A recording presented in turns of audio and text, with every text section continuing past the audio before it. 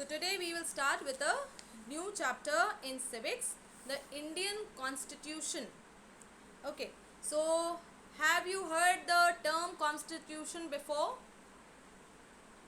Yes, ma'am. Yes, ma'am. Okay, Yes, so what is the Yes, ma'am. constitution? What is the constitution? ma'am. Our constitution is a set of rules according to which the public works. Set of rules. Yes. Yes, Prakyat, what ma'am. were you saying? Ma'am, ma'am, ma'am, constitution is a set of rules Okay. according to the government for people's. Yes, Iram, you were saying something? Yes, ma'am. Ma'am, constitution is a set of rules which is made for the people, for the welfare of the people, and it was made on 1950. It was published on 1950 26 on 26 January. Okay, so in basic terms, what is the constitution? It is a set of rules and regulations according to which a country is governed. It is for proper, smooth, and efficient running and governing of a country. Okay, now uh, now the constitution, we say this in one line, but it is a very lengthy document. And so what does the constitution tell us about? Basically, we say that rules and regulations according to which government is run in a country. So it tells the roles, means first it will tell what sort of a government there would be in the country, means whether it will be a democracy, monarchy, military rule, or whatever. So it will tell what sort of a government we will have, how that government will be elected. Then it will also tell about the levels, different levels of the government, means whether the country will have only one central government, or will the country have will have a federal form, means it will have more than one level of government. So whether it will have only two levels of government, or it will also have a third level, like in our country we have governments at how many levels? Three. Three levels. What is the first Ma'am, level? three. First level?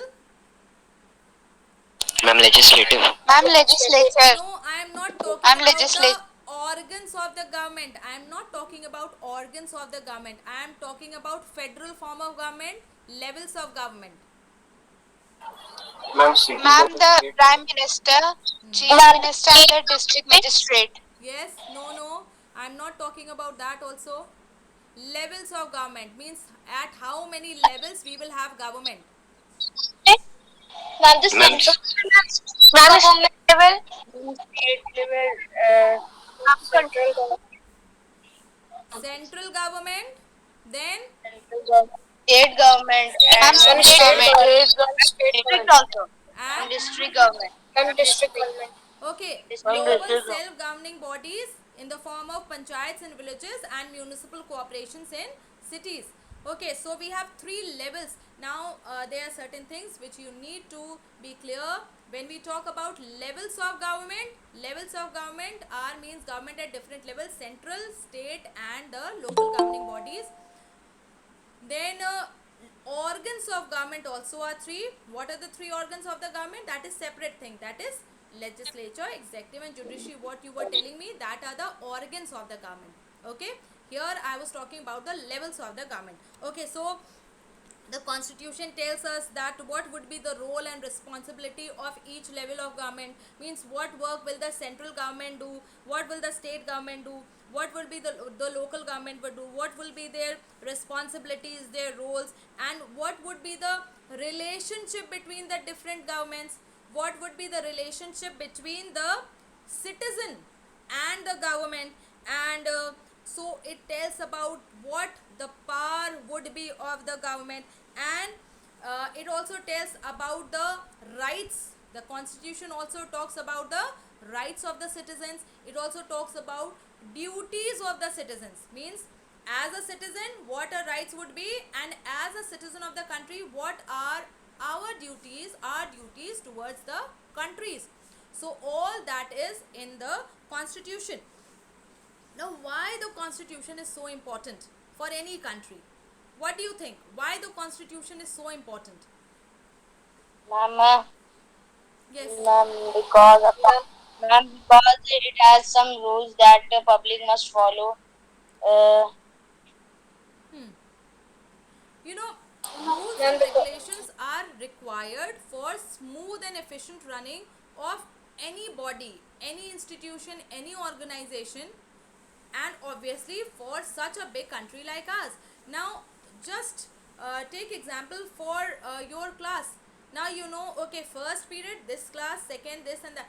Now, if there is no timetable, what is timetable? Obviously, it is a set framework according to which we work. Okay, like now if you don't know in which class will which teacher will come, and neither the teacher knows where she has to go, so what will it lead to? Utter chaos. Neither you will know who will come Yes, next, ma'am. and neither the teacher knows where she has to go and teach. So you know, just like timetable which tells the school how to function properly, and so likewise constitution is also like a basic framework. It is like a basic framework, and according to that the whole country works. Okay, now constitution is very important in any country for any organization, but more so for a democratic country like India. Why? Because you know, democratic country is formed by the people, for the people, and of the people. So you know, basically this constitution is very important for a democratic country like India, because the government would be formed according to it, and the government will have to work also according to the constitution. Otherwise, people can do as they wish. So they need a constitution to know how to work. All right.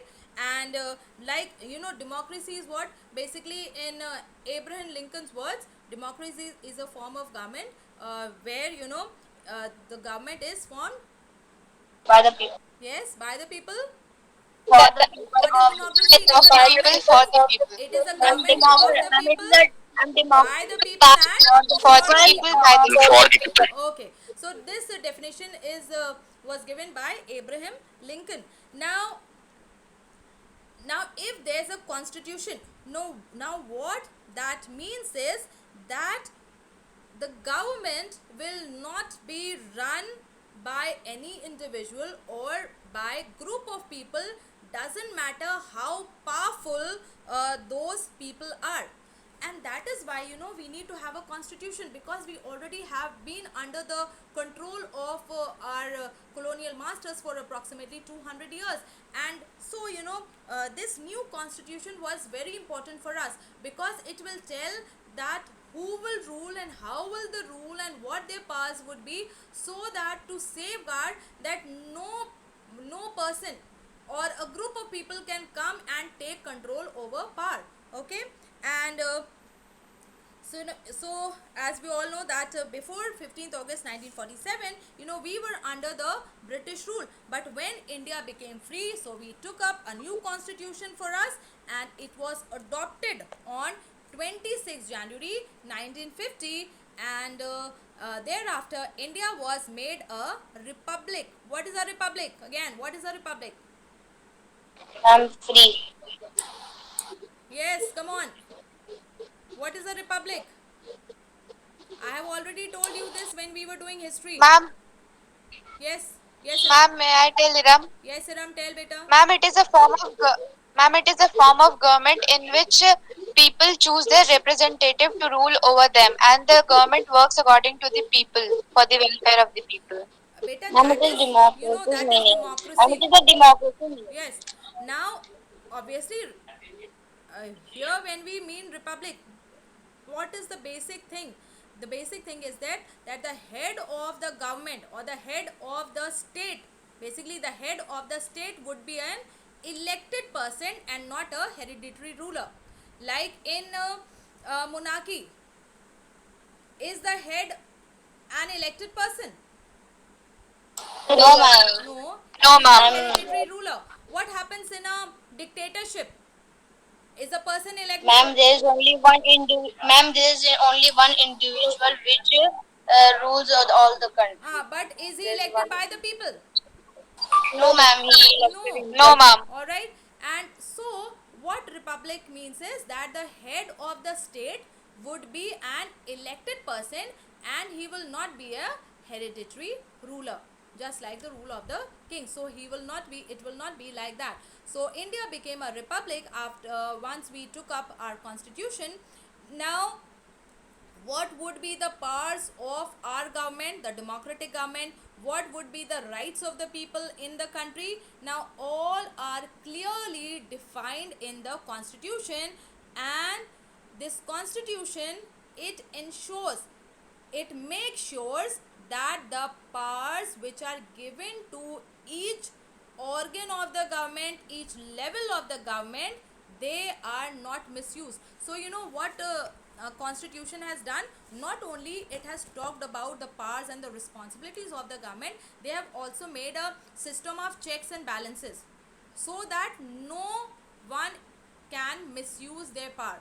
All right, so the powers of the government can be kept in check and no one is able to misuse their power or can exploit the rights of the citizens. So the constitution is made in such a manner so that the rights of the citizens are upheld and no one is able to misuse the power. Now let's have a look about India's constitution, a few basic things about it. Now India, we know we have our own constitution, and a constitution, it came into force on 26 January 1950. Okay, so it was enforced on 26 January 1950. When was it adopted? Ma'am, it was adopted on 26 January 1950. 26 January 1950 it was enforced, means it was put into force. When was this adopted? There is Ma'am, 26 November. 26 November 1949.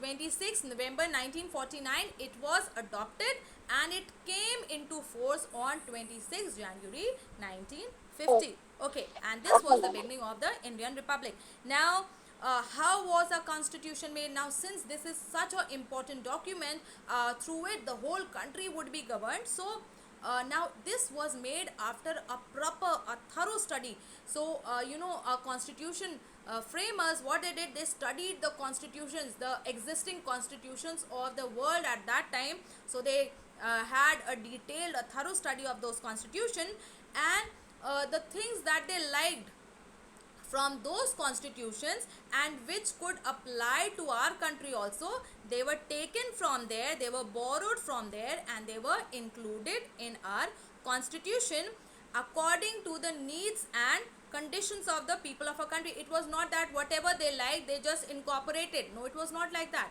They took only those things which they thought would suit, would be better, would in our constitution, and so that made it, this makes the Indian constitution one of the best and also one of the lengthiest constitutions in the world. So Indian constitution is one of the lengthiest and most detailed constitutions in the world. Now though it is a very important document, but it is not like that you cannot make any changes. Society, time changes, and according to it the needs of the people also change, and so our constitution also can be changed according to the needs of the time. And but it cannot be done just like that. It has to be done by a special procedure which is called as amendment. Amendment means change in the constitution. Now how to go about it? Now if you want to make a change in the constitution, so first, just like any law is passed, like that only a bill for constitution amendment has to be passed. Now what is a bill? Anyone knows what is a bill? Ma'am, a bill. Ma'am, of paper which consists of the signature of the governor. I am not able to understand anything. We could say it is a proposed law. It is a draft of a proposed law. So you first propose a bill. You say that okay, you want to make these changes, and then you tell what change you want and why you want. Okay, so what is a bill? It is a, you could say, a proposed law. what you want to be a law. So a proposal. Bill is a proposal to pass a new law or to change an existing one. What is a bill? It is a proposal to pass a new law or to change an existing one. So you have to pass a bill in any house of the parliament. How many houses of the parliament do we have?